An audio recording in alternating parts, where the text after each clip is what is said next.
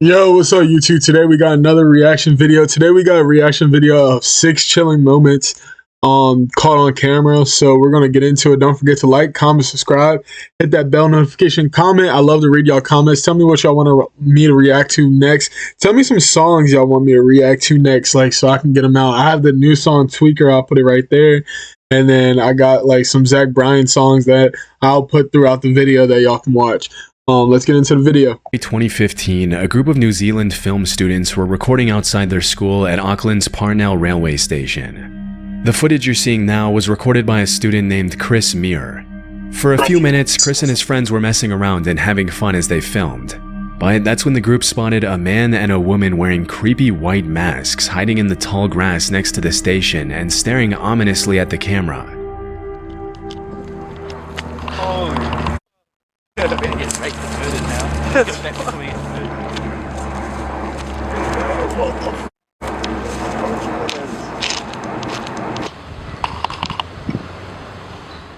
As it was later revealed, Chris and his buddies first thought that the masked people were probably pranksters from the school trying to creep them out, which is why they can be heard laughing throughout the footage.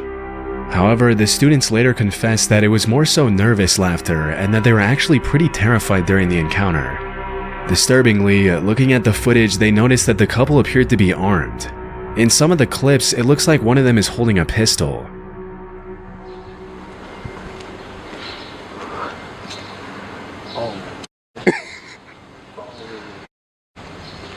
Where's the other one? Where's the other one? I don't see him. As soon as the suspects got a little too close for comfort, the group ran back to the main road, after which they reportedly saw a police chopper approaching the area of the incident. It's not entirely clear who called the cops that day, but based on my research, this wasn't the first time the couple had harassed the public with their creepy masks and weapons. Earlier that week, they had terrorized a woman at Auckland's Domain Park, but left before the police were able to arrest them. When the cops arrived at the train station, Chris and his friends gave them the report, after which the Auckland Police Department uploaded a Facebook post where they urged the suspects to come forward and warned civilians to stay far away from the masked couple if they saw them. They also cautioned that if they saw someone carrying what appeared to be a weapon, they had no way of knowing if the weapon was real or fake and would be forced to approach the situation as if it were real. Shortly after that, the suspects reportedly came forward to talk to the cops. Throughout the investigation, the authorities didn't release a whole lot of information to the public about who these people were, whether their weapons were real, or what their intentions were. But one thing we know for sure is that this wasn't just an innocent prank. In fact, when a lot of people online started accusing the students of staging a prank just to get attention, a spokesperson from the school came forward to clarify that the masked suspects had nothing to do with the institute. According to an article from Vice, a police spokesperson later confirmed that the weapons were fake. But I wasn't able to find any official confirmation of this, and to this day, not a lot of people know who the suspects were or why they were terrorizing the public for no reason. Whatever the case, it's a good thing Chris and his friends were able to get away before things took a turn for the worse. Near the base of Mount Fuji in Japan lies a forest that's known among the locals as the Sea of Trees. Interestingly, the entire forest grew out of a 30-square-kilometer patch of hardened lava that was laid down by the last major eruption of Mount Fuji. A little more disturbingly though, over the years the Sea of Trees has become known as a place where people go to take their own lives. And if you venture far enough into the forest, it's not uncommon at all to find a body. Near the entrance of the forest, a sign written in Japanese reads, "Quietly think once more about Oh, is this the place where Logan Paul filmed at? Your parents, siblings, and children. Please don't suffer alone and first reach out." In July 2017, urban explorer and YouTuber Burbex ventured into the forest to see what he'd find, walking his viewers through his entire journey into the Sea of Trees. But even though the video starts out tame enough, just a few minutes into his exploration, the uploader comes across an abandoned bike, and that's when things get a little disturbing. I'm only a few meters away from the road right now, but I've already found an abandoned bike. It's actually a pretty nice bike. Let's take a look at it.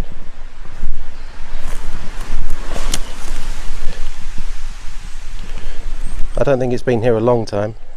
What do we got in here? And there's a packet for a knife. I think I've just found some kind of note in a bag. It says 1211. I can't quite make out. I think this is somebody's name just here, and I'm not sure what this means. On top of the bike, Birbex finds an empty piece of packaging for a kitchen knife, and a few minutes later, he comes across a note written on a plastic bag.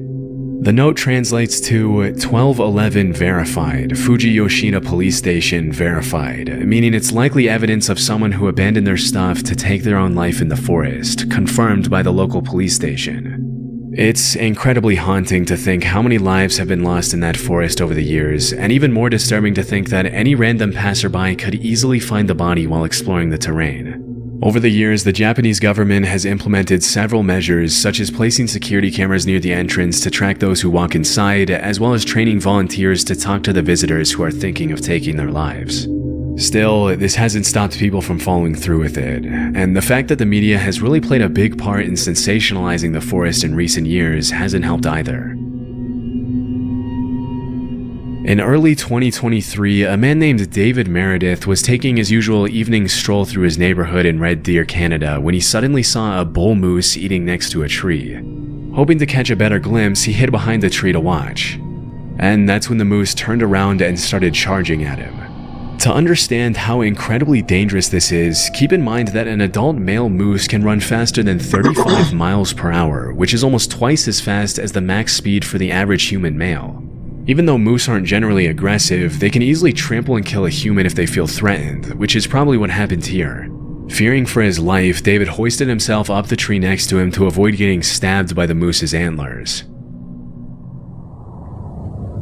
He just ran me up a tree.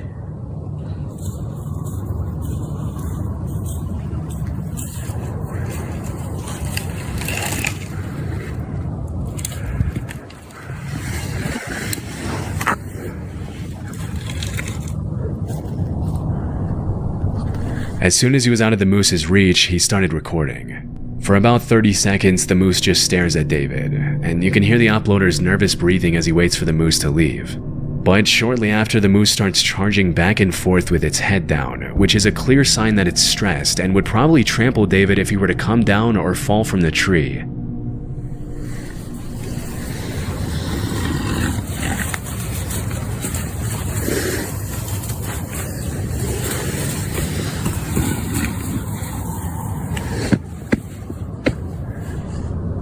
Based on what he mentioned to the news station that interviewed him a couple of days later, David stayed in the tree for over 10 minutes waiting for the moose to leave him alone. When asked how he climbed up the tree, he demonstrated how he pulled himself up by a flimsy-looking branch, which is honestly one of the most concerning parts of this whole situation. That branch breaks, and David would have been at the mercy of a very angry moose and might not have lived to tell the tale.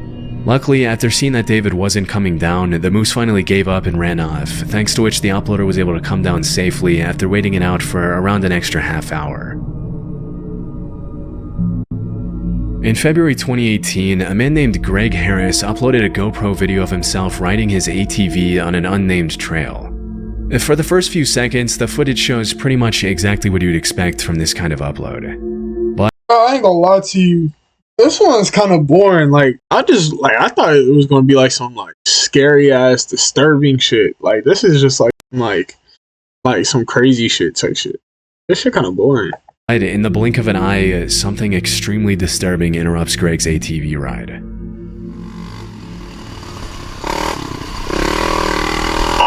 Oh, I think a bear or some shit went.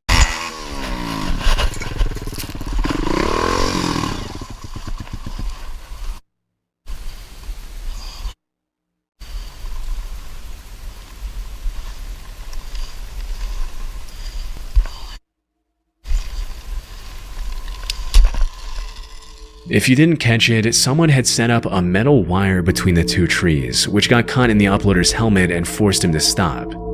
It's pretty disturbing to think that if Greg hadn't been so lucky, he could have been decapitated by the wire. Fortunately, as mentioned in the video description, his speed, along with the wire hitting his helmet instead of his neck, caused it to break as he passed through it. It might seem shocking that anyone would even think of doing something as incredibly evil as setting up a lethal booby trap in the middle of an ATV trail. But sadly, it's actually pretty common in the dirt bike and ATV community. Sometimes these wires are set up by people trying to keep bikers off their property. Others are set up by psychos who get irritated by the noise and decide to use violence to fix the issue. And the rest are set up by people who are just messed up in the head and want to bring harm to others for no reason. In this case, it's impossible to tell who is responsible for setting up the trap. This is just one of those videos where if the wire was set up just slightly lower, the accident could have easily been fatal. Luckily, he was able to walk away with minimal injuries, and he used his video as a way to warn others to watch out for these kinds of traps, especially when riding through trees. Back in the summer of 2014, Alright, that's some fucked up shit. I ain't gonna lie to you, bro. Even if somebody pissed me off that much, bro, that's some fucked up shit. I ain't gonna lie to you. Nobody's gonna piss me off that much that I'd have to, like, decapitate somebody. That's crazy. a man named Chris was biking in the mountains near Fernie, British Columbia, when he suddenly noticed what appeared to be an animal approaching him in the tall grass. Immediately, he realized it was a mountain lion, and that's when he started recording. I don't know if you can see it, but there's a mountain lion. He's crouching in the grass. He's actually coming towards me. At first, it's kind of hard to see where exactly the animal is, but as Chris walks towards the trail, It's like right here. I guarantee I can kind of see it. Right there. That's where I'm guessing. you can see it emerging from the grass coming closer. That is a mountain lion. And he's stalking me. Even though mountain lion sightings are rare, they have been known to attack people in certain situations. And let's just say, if you see one stalking you in the tall grass, slowly approaching as it stares you down, you can be pretty certain that you're in danger. About 2 minutes into the footage, the lion starts walking a little faster, and Chris does the one thing you never do with a mountain lion by turning his back and starting to run.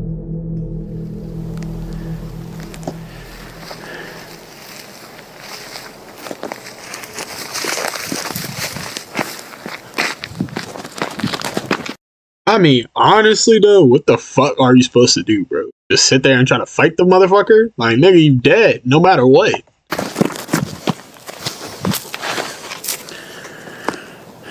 Hey, Mr. Mountain Lion. How are you doing? Nice to see you. Nice to see you. I ain't gonna lie, I would have picked up that bike and tried to throw that bitch. If that motherfucker charged, bro, I'm getting that bike and slamming that motherfucker right through his head, bro. I ain't gonna lie to you. I am much bigger than you.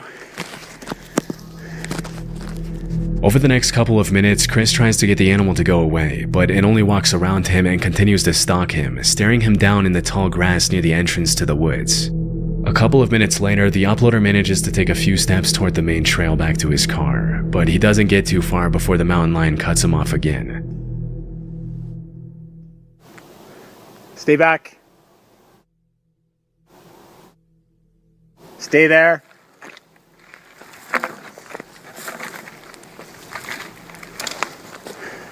That's one big ass cat, I ain't gonna lie to you.